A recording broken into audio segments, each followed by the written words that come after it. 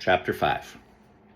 Supreme got off the bus, took 2 hopping steps to his right, jump-kicked off the decorative rock at the base of the mailbox. He practiced his entrance walk from the mailbox all the way down the driveway. The doorbell camera footage would eventually make it onto Big's phone, which was the end of his social status at American. But that's another story. He threw the front door open and his hands sky high as he looked up at the ceiling. "Welcome to the supremacy," he declared as he stepped into the foyer. "Did you steal my eyeliner to color on your face, you little freak?" his sister demanded, marching toward him with fire in her eyes. Supreme threw his backpack off of his back, toward his sister, of course, and raced up the stairs.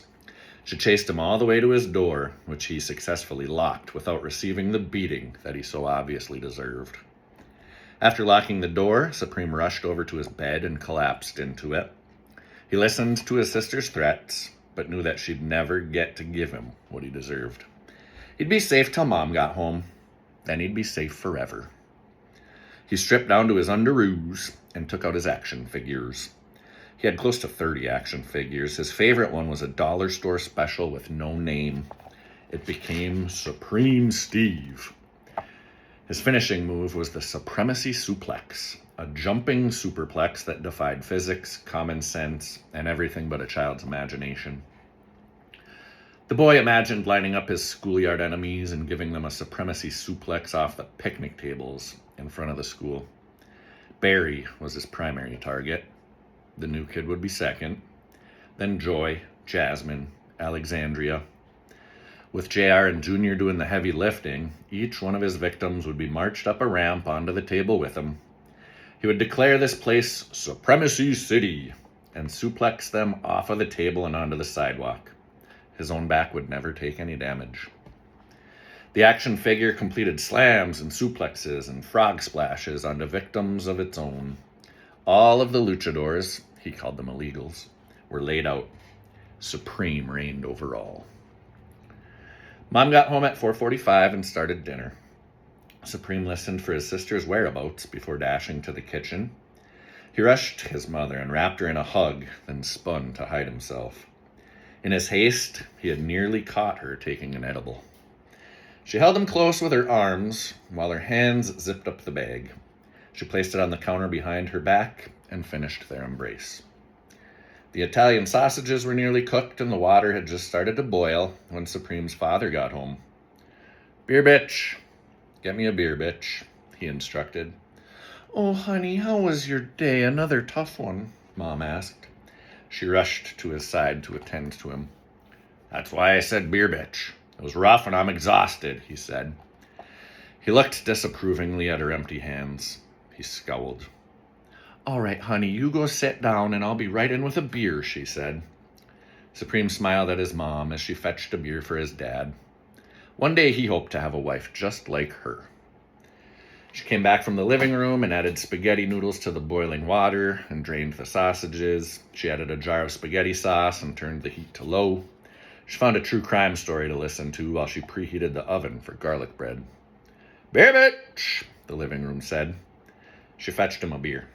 On her way back through, she brought a load of laundry down to the basement and threw it in the wash. But in the midst of all the action, she forgot to turn down the water.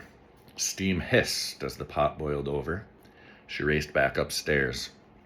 "How fucking hard is it to cook spaghetti?" the living room asked. "Are your legs broken?" she retorted, turning the dial on the stove. "Can't be a beer bitch and a chef at the same time, can I?" "You aren't doing either of those things," Dad said.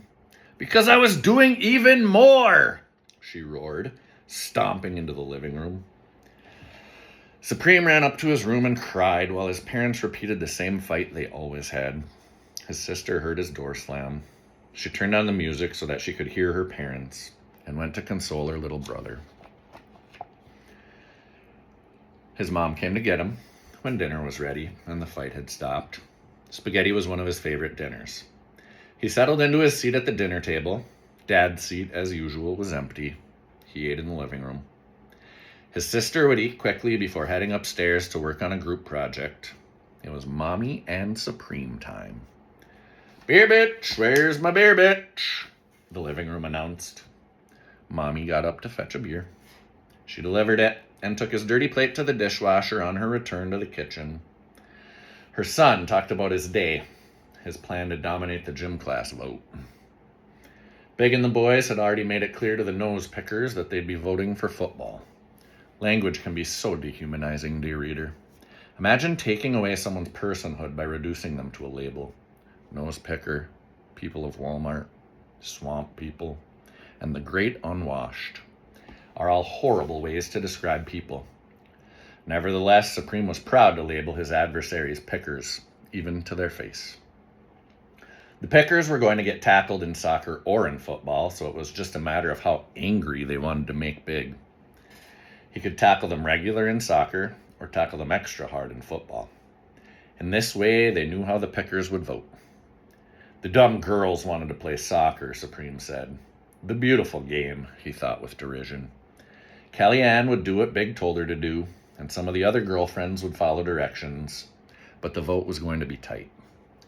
Their plan, he said, was to announce that nobody needed to vote, that AD had met with Big and decided that the most popular student should get the ultimate vote because everyone made him the most popular. That would suppress a lot of voters, but not the strong girls. B, Nicole, Joy, Jasmine, and Alexandria thought that they were so smart. They'd squabble at the teacher in protest, whining that they wanted to get their way. He'd tell them, "Shut up, woman, go make me a sandwich." But he didn't tell Mommy that part. Naturally, Supreme had it streaming 5 minutes early. He watched the baby faces take on the heels. Of course he understood kayfabe. He was in on the joke. There were some storylines that he engaged in, and some he ignored.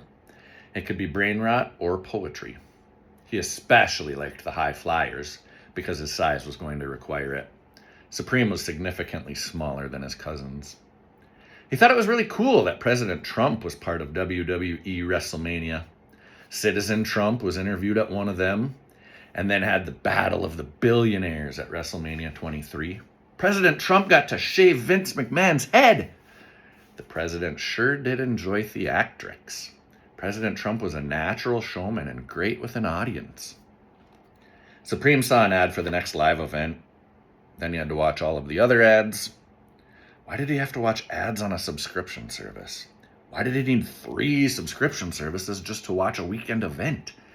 And why did matches now have sponsors? It's all just a cash grab, Supreme never thought. The ads on Snapchat, though, bugged him every day. He fell asleep just before the main event. And at 6 o'clock the next morning, the living room demanded, "Coffee, bitch."